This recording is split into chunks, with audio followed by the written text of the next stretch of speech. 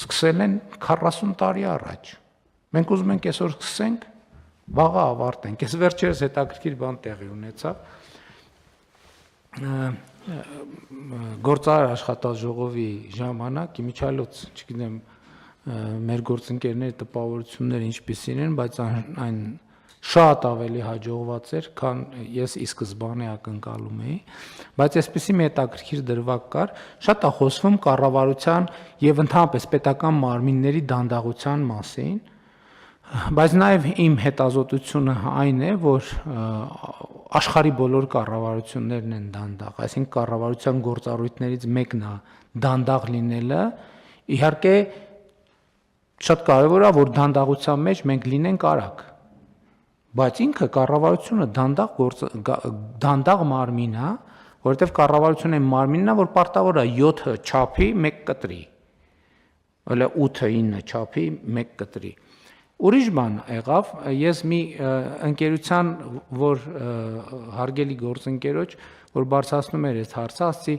կներեք, իսկ ձեր ընկերությունը ինչ պլանավորում ունի, այսինքն դուք ձեր գործունեությունը ինչ ժամկետի համար եք պլանավորում, ինքը ասեց 6 ամսից մի տարի, ասեց թե 5 տարի, 6 ամսից մի տարի, հա, ասեց դե մեր պլանները 6 ամսից մի տարի է, ասացի Էդ է պատճառը, որ դուք ասում եք դանդաղ է, որովհետև դուք, մենք բոլորս, մենք նույն ձևի մտածող մարդիկ ենք, չէ՞, նույն մեկը կյանքը մեկին բերել է, կառավարություն, մյուսին տարել է բիզնես, բայց նույն մարդիկ ենք։ Մենք ուզում ենք այսօր պլանավորենք 6 ամսվա պլան, այսօր ընդունում ենք, որ 6 ամսից պետք է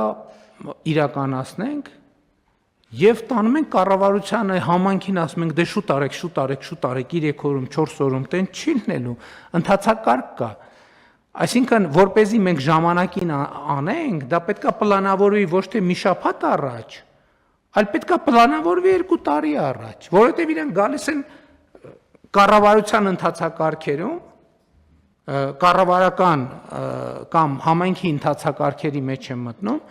դե ասում է ուշանում եմ քշի Բայց ասում ես մի րոպե, եղբայր, սա տաքսի չէ, էլի, սա ավտոբուս է, որովհետև ավտոբուսը ունի իր երթուղին, ավտոբուսը ունի իր արագության ստանդարտը, ավտոբուսը ունի իր անվտանգության յուրահատուկ կանոնները, ավտոբուսը ունի կանգառներ, ինքը ամեն կանգառում պետք է կանգնի։ Հնարավոր չի բարձրանալ ավտոբուս եւ ակնկալել, որ տաքսի կամ այլ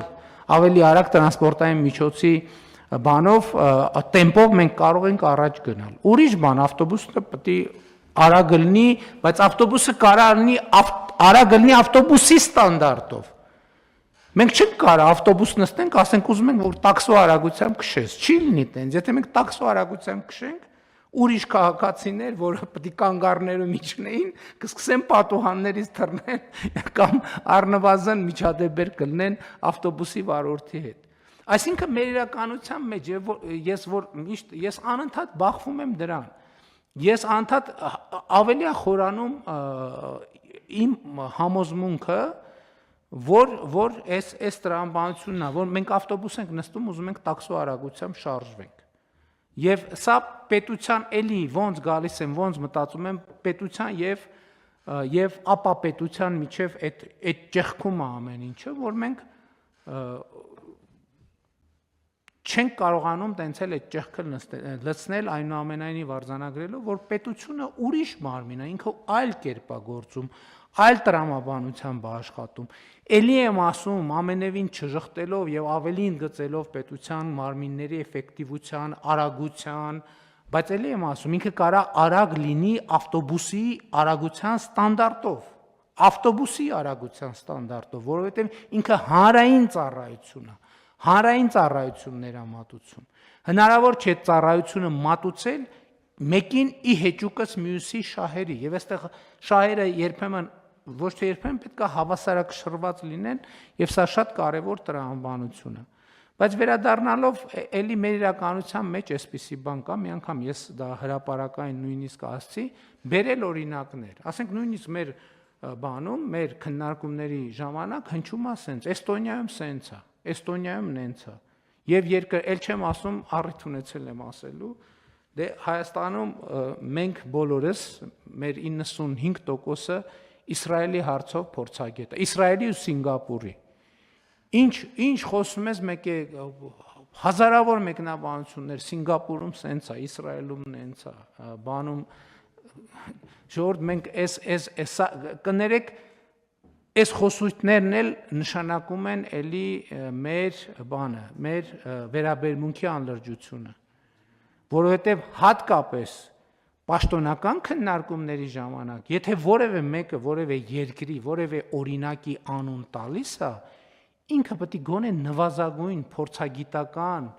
գիտելիքներ ունենա, թե ինչի մասին է խոսում։ Մեր իրականության մեծագույն խնդիրներ, եւ ել եմ ասում, ընդ որ ես խոսում եմ մեր իրականության խնդիրների մասին, ստեղ ամենամեծ գայթակղությունն է, որ տպավորություն ստեղծվի, թե ես խոսում եմ ուրիշների մասին։ Ոչ, ես խոսում եմ առաջին հերթին իմ մասին, որովհետեւ ես այս հանրության մի մասն եմ եւ մենք բոլորս մեր հանրության մի մասն ենք։ Բայց մենք պետք է ինքնահայեցում անենք, ասենք չի կարելի սենց, մեկ էլ բանի լուրերով ասենք մի հատ կամ բանում Facebook-ում կամ YouTube-ում մի հատ reel ենք նայում, բան տենց ու հաջորդ օրը չենք համբերում, որ օրը լուսանա եւ երբ ենք միկրոֆոն գտնելու, ասել որ գիտեք բանում Դանիայում սենց է։ Չի կարելի տենց անել։ Չի կարելի տենց անել։ Որտեւ հիմա ասենք ես այնքան Հայաստանում Էստոնիայի մասին այնքան բան եմ լսել, Էստոնիայի թվայնացման, Էստոնիայում հանրային կառավարման եւ այլն, ինչ գնացել եմ այնտեղ տեսել, 90%-ը կապ չունի այն ինչի օրինակը բերում են։ Էստոնիայում թվայնացում սենց է, ասում եմ, Էստոնիայում 2002 թվականից բանը ID քարտը պարտադիր է։ Եվ ես հարց եմ տվել, ասել եմ լավ, ո՞րն է գաղտնիքը, ժողովուրդ ջան, ասեք, ո՞րն է գաղտնիքը, որ դուք առաջատար երկիրն եք թվայնացման բնագավառում։ Եվ հնչել եմ հստակ ես, ինձ թվում էր, թե հեսա կասեն կմեջբերեն էստոնացի ժողովրդի առանձնահատկություններ, որը իհարկե կա,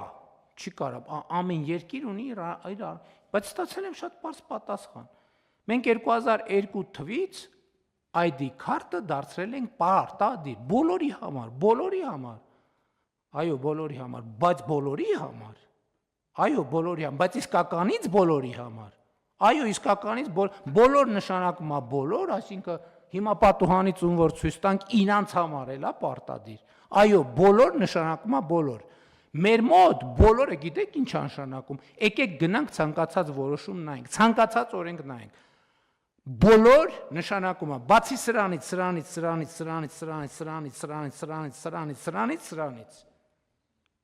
պարտադիր է բոլորի համար։ Պարտադիր է բոլորի համար, բայց բացի ունենք եւս 47 կատեգորիա, որը բոլորի մեջ չի մտնում։ Ինչու ու բոլորը լեգիտիմ։ Բոլորը լեգիտիմ, նայես, հա ոնց կարելի է, դե ամոթ չի, բայց օրենքը ամոթ չի, մարդկանց վրա տարածես։ Բայց բոլորի համար, բայց օրենքի գերակայությունը, օրենքի իշխանությունը, թափանցիկությունը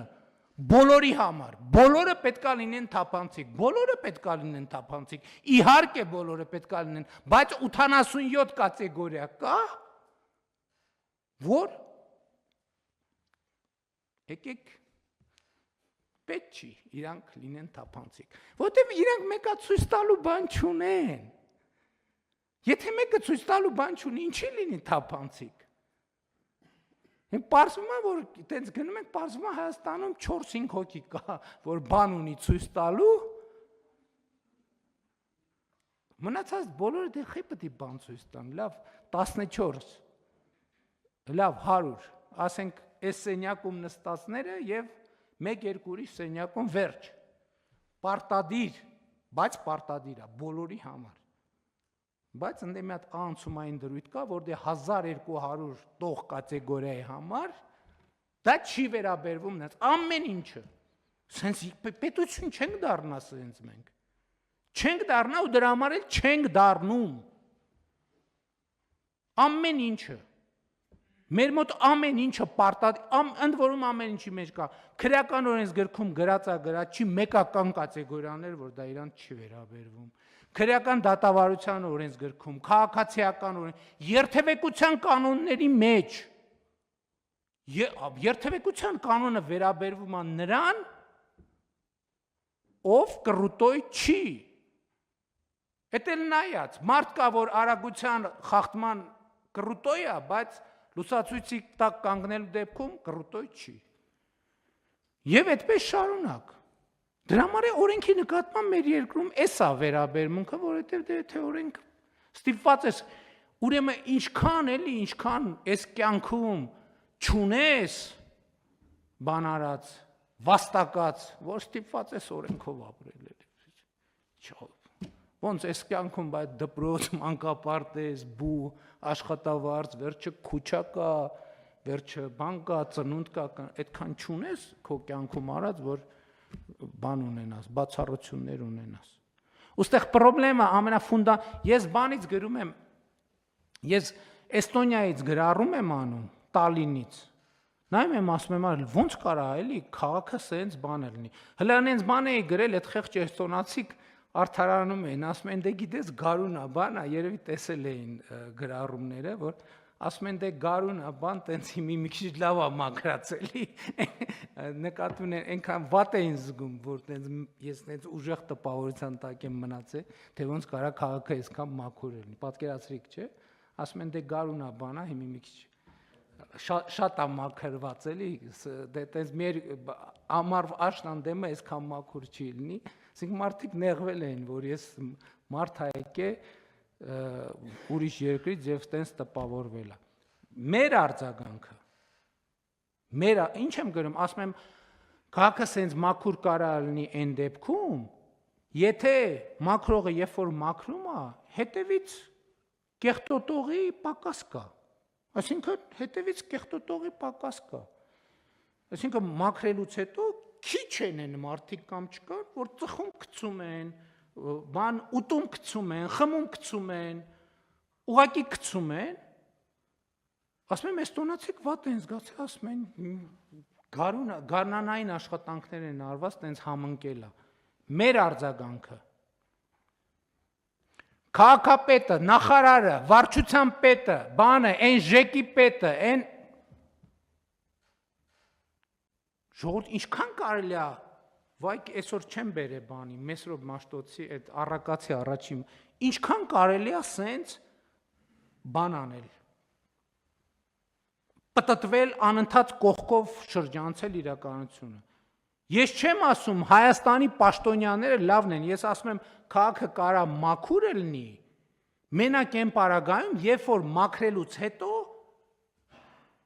շպրտողները, աղբը թափողները եւ ծխել գցողները քիչ են։ Չէ, բարձ բան եմ անում։